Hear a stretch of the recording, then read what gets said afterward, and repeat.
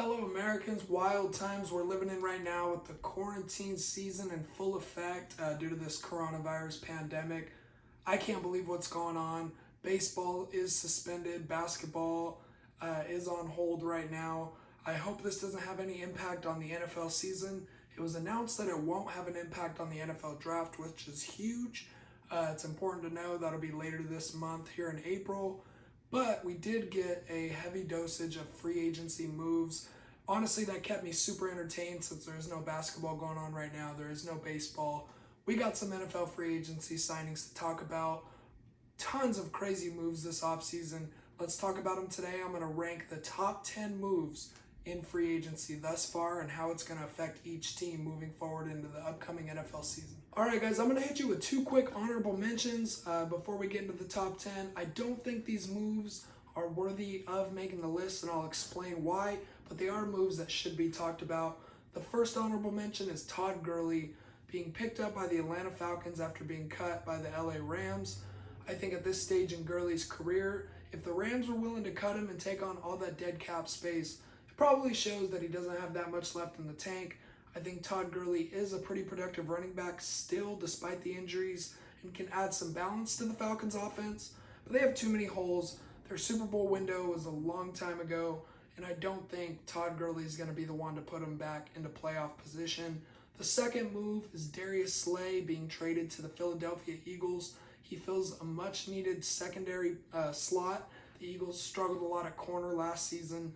They also added nose guard Javon Hargrave, who played well for my Steelers last year. I think those are big moves for the Eagles' defense, but defense has always been their strong suit. I think the reason that this doesn't crack the top 10 is because they truly need a receiver. We'll see what they do in the draft. I don't think that these moves are going to be what puts them back into the Super Bowl bubble, per se.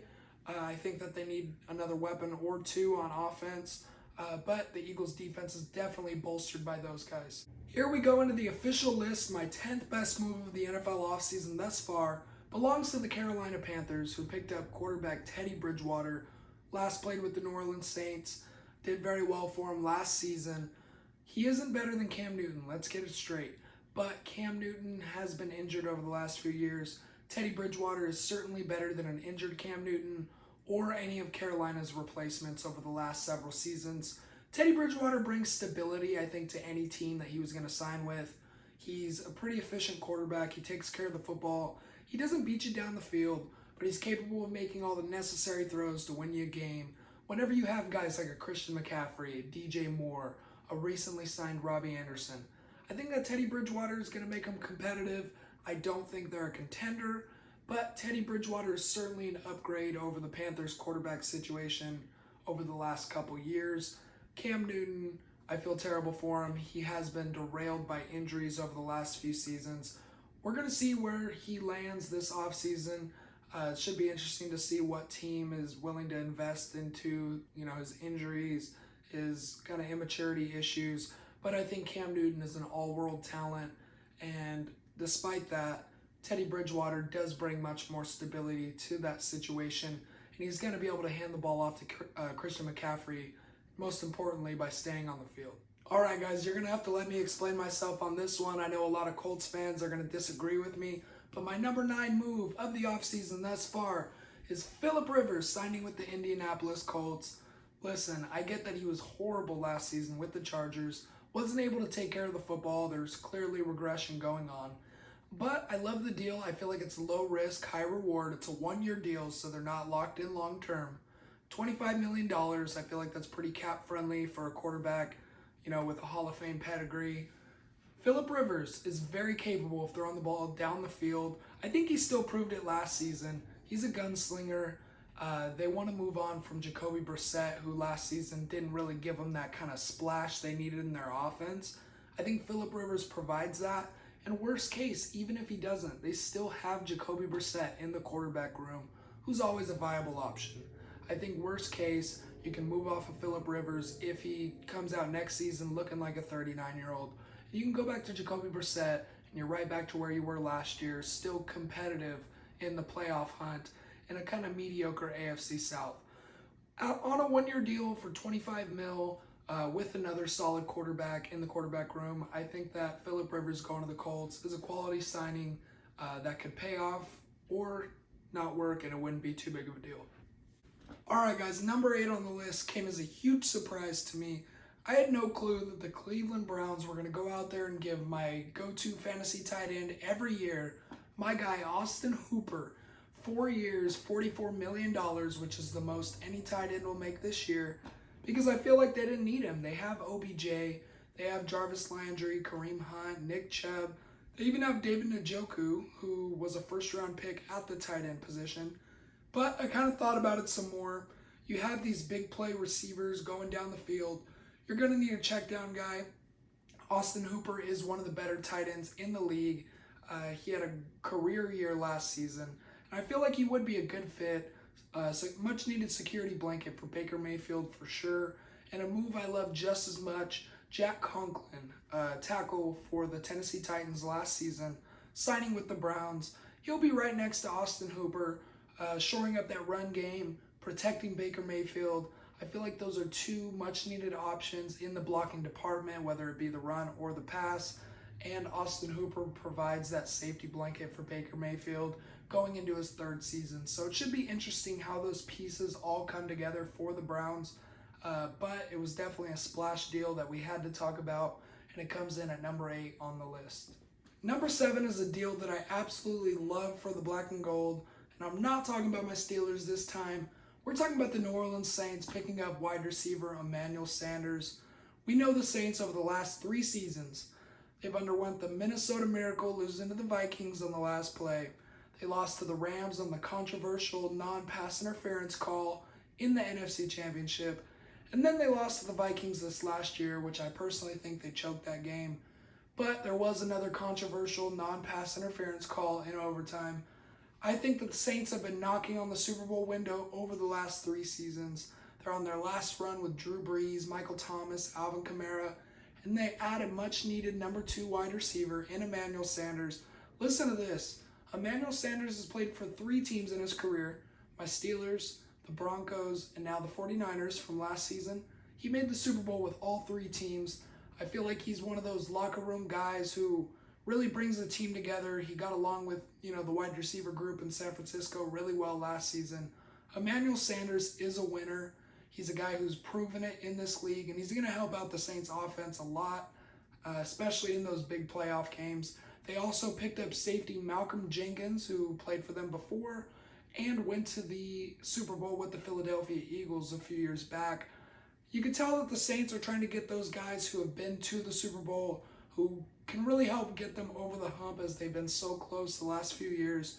I really like the Saints. I don't know if they're the Super Bowl favorites, but I feel like they're definitely in the hunt for the Lombardi Trophy this upcoming season. Number 6 on the list, we're going to talk about former Chargers running back Melvin Gordon signing with the division rival Denver Broncos on a very team-friendly deal, forming a 3-headed monster in Melvin Gordon, Phillip Lindsay, and Royce Freeman. I think they're going to be a load of help for quarterback Drew Lock, who's a young guy in this league who showed some promise last season. I think the Broncos definitely have a strong defense with Von Miller and Bradley Chubb, and they went and added to that, getting Jarrell Casey, who I think is a big help. They also got Graham Glasnow to help on the offensive line. I like what the Denver Broncos are doing this offseason. It's a very crowded AFC West, but I think it's a great start getting the running game, the offensive line, and the defensive line going for a young quarterback in Drew Lock. Should be interesting to see where the Broncos land next season.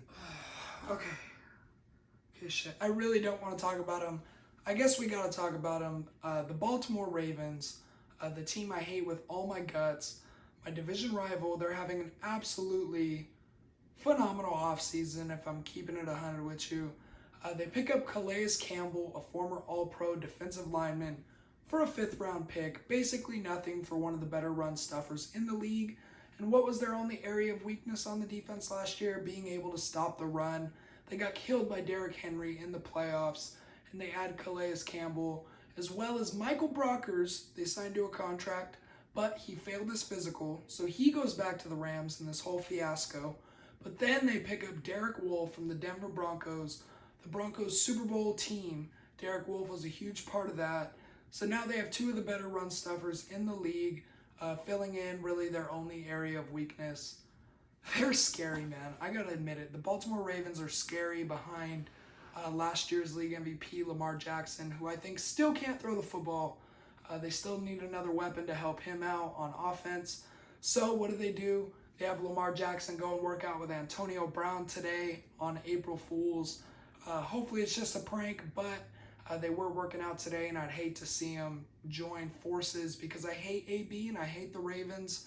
They're scary. If they pick up AB or maybe even any other wide receiver in the draft or the remaining free agents, they're definitely going to be in the Super Bowl hunt.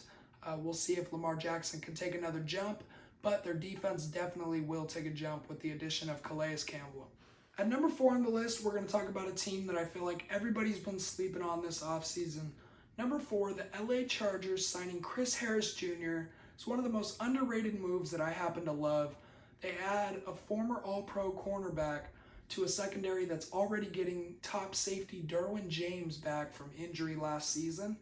I think the Chargers secondary is going to be legit with Joey Bosa rushing the passer, Melvin Ingram on the other side. And then they went and added Linval Joseph, one of the better D tackles in the league from Minnesota. They add both of them to the defense. And on the offensive side of the ball, they did lose Melvin Gordon, but they got Austin Eckler, Keenan Allen, and Hunter Henry. I think the main reason their offense struggled last year was because of Phillip Rivers, and the main reason Rivers struggled was because he had no O-line. So what did they do? They went and picked up Brian Bulaga from the Green Bay Packers and Trey Turner from the Carolina Panthers. 2 really solid O-linemen. They're going to be protecting Tyrod Taylor, the Chargers claim are going to be their quarterback coming into this season. I don't buy it. I think he might start the first couple weeks, but I believe they're drafting a quarterback. They're going to go with Tua, Justin Herbert, Jordan Love, whoever's available, whoever their guy is. I just really like what the Chargers are doing on the defensive side of the ball and what they're doing to protect either Tyrod Taylor or whatever quarterback comes in out of the draft. I think the Chargers are one of the more underrated teams in the league. They got tons of talent. We'll see really what they can do with it. I think they're going to be in the playoff picture this upcoming season, getting back to form from 2 years ago. All right, listen, y'all. I know you've been waiting to talk about him. The moment's finally here. It's so exciting. I had to turn my lights on. Tom Brady headed to the Tampa Bay Buccaneers is probably the most exciting news we have heard all offseason. Probably the biggest move of free agency. But I have it as the 3rd best signing on my list for a couple of reasons. I think that Tampa Bay will definitely get better with Tom Brady opposed to Jameis Winston. But honestly, Jameis Winston probably throws it better down the field at this stage of his career. I know it sounds crazy. I think that Tampa is going to be really good. Tom Brady definitely won't throw 30 picks like Jameis Winston did last season. He's a smart, efficient quarterback, the greatest of all time. But I don't know that he has the arm that Jameis Winston does to get these guys the ball way down the field. But he's definitely going to win them football games. But I don't think he's going to win them a Super Bowl like everyone else does. I'm sure everybody thinks they're getting Tom Brady of old, the prime of his career, going to Tampa, throwing into all these weapons. Simply not the case. It's kind of a weird fit, to be honest. We've seen Tom Brady in New England for all these years, playing under a very specific system with a lot of checkdowns, a lot of short throws and things like that. Tom Brady's a smart quarterback that will figure out the offense in Tampa Bay under an offensively minded head coach, Bruce Arians. He's got tons of weapons out there, but at this stage in his career, I don't know that he has the arm anymore to get it to those guys. I mean, we saw last season, I think Tom Brady, don't get mad, I think he held New England back to an extent. Part of it, I believe he didn't have the weapons necessary, but at this stage in his career, he can't just throw it to nobodies anymore. He used to be able to do it. He used to throw it to all these random white guys, but I don't think he could do that anymore. He's got to have the weapons, and that's probably why he chose Tampa Bay. He sees Mike Evans out there. He sees Chris Godwin out there. O.J. Howard, all these weapons. And it's going to be really interesting to see, A, Tom Brady in another jersey, and B, seeing him in a completely new offense. Tampa Bay will definitely be a playoff team, especially now that they have 7 seeds coming out of each conference. But I don't know that they're a Super Bowl contender at this stage. I'm sorry, I can't admit it. But it's going to be exciting to watch nonetheless. It's going to be crazy to see the GOAT in a new destination. And we love off-season player movement, that's for sure. Tom Brady, we never thought he'd leave New England. here he is going to Tampa under an exciting new offense. It's going to be fun to watch. I feel like every year there's at least one, maybe a couple totally unforeseen trades in the NFL. That was definitely the case this year when the Houston Texans traded superstar wide receiver DeAndre Hopkins to the Arizona Cardinals in exchange for basically a bag of chips. They gave up a second-round pick and I believe maybe a fifth-round pick. It's definitely not the price for the game's top receiver, at least arguably, the best receiver in the league. Him and Julio are right up there. Like, he got traded for nothing compared to a guy like Brandon Cooks, who's got traded for a first-round pick multiple times. It's absolutely nuts that the Texans would be willing to move off of him for so much of a cheap suit. The Texans have tons of managerial issues right now. Head coach Bill O'Brien and DeAndre Hopkins did not get along. We got a lot of players speaking out that Bill O'Brien doesn't treat his players well. The Texans don't really have much structure in their front office. They're a toxic situation that I'm sure DeAndre Hopkins will definitely be happy to get out of, and that Deshaun Watson will probably want out of in a year or two. We see DeAndre Hopkins now going to one of the most exciting young quarterbacks in the NFL in Kyler Murray.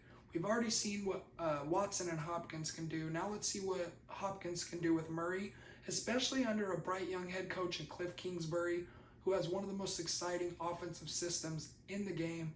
It's going to be super fun to watch. I saw flashes of excellence from Kyler Murray last season. I think he's going to grow into one of the best quarterbacks in the game. I'm marking that point now. I think he is one of the best young talents in the NFL and maybe one of the best that we've seen in a long time. It's going to be exciting to see arguably the game's best receiver with a quarterback like that. We kind of saw the same thing with Watson, but at least now the Cardinals have a defined system more so than Houston did. It's really weird to see Houston, who was just up at halftime on the Super Bowl champion Kansas City Chiefs in the divisional round, now go to, basically a rebuilding team, if that's what we're going to call it. Like, they're trading away guys. I think Watson's going to want out soon. Hopkins now moves on to a much, at least healthier situation in a tougher division, though, where I feel like the 49ers, Seahawks, and Rams all still have kind of an edge on the Cardinals. But don't get me wrong, they're one of the most exciting young teams in the league, though I don't think they're ready for a playoff run. I think they're definitely going to be a competitive team that's going to be one of the best teams in the league in a few years, for sure. All right, we finally made it to number one on the list. As you can tell, it's been a wild offseason. If Tom Brady ain't number one, if DeAndre Hopkins ain't number one on the list, what could it possibly be? It's got to be something groundbreaking. To me, this is one of the rare cases where two teams, both sides, actually win the trade. I think that the trade between the San Francisco 49ers and Indianapolis Colts involving DeForest Buckner was absolute gold for both teams. You got DeForest Buckner going to the Colts. You look at the Colts side of it, they're getting one of the brightest young defensive tackles in the NFL.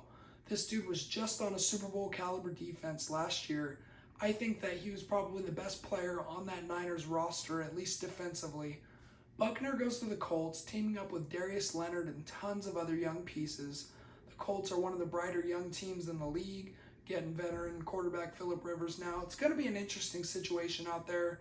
I think the Colts instantly get better in exchange for the 13th pick that goes to the San Francisco 49ers, who were just in the Super Bowl. So you take a team that was just in the Super Bowl last season, they were winning in the fourth quarter. They happened to, get Patrick Mahomes, but the 13th pick now goes to them where they can do whatever they want with it.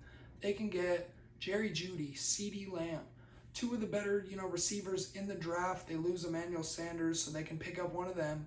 They can get an offensive tackle. They can try to find Buckner's replacement. They can go something completely different, maybe get a safety. Who knows what they will do. It's going to be super interesting to see how the draft goes upcoming. But this trade was absolutely nuts to me. The Niners side of things, they are able to trade Buckner, who's going to want a ton of money. He ended up re-signing for $21 million to the Colts. The Niners clearly weren't willing to make that deal for Buckner. They end up trading him off and now have that money to spend on other guys, re-signing, Nick Bosa when the time comes, re-signing tons of other players on both sides of the ball because their team's loaded. The Niners are still super young. They have a super bright future, and so do the Colts now with one of the best defensive tackles in the game. It's going to be super interesting to see how, the future works out for both of them. A lot of it for the Niners is going to hinge on this 13th pick, but they're still real solid even without Buckner. They have one of the best defensive fronts, and I think defensive line is one of the most important things you can have in order to be in the race for a Super Bowl. You got so many teams that made so many improvements this offseason. I can't wait till we get back to action. It's going to be really interesting to see where things go. For now, we are in epidemic, total pandemic, coronavirus, quarantine mode. We got the draft coming up. I'm going to hit you guys with a mock draft. I'm going to try to be more active on the channel. I definitely have the time now. It's all about getting it done. But let me know if you disagree with anything on the list, if you think any of the signings should have been higher ranked, maybe even lower. If you think that something's not going to work out, let me know in the comment section down below. Don't forget to subscribe to the channel and stay tuned because we're going to be putting up a lot of content here during this quarantine season. Thank you guys. Much love.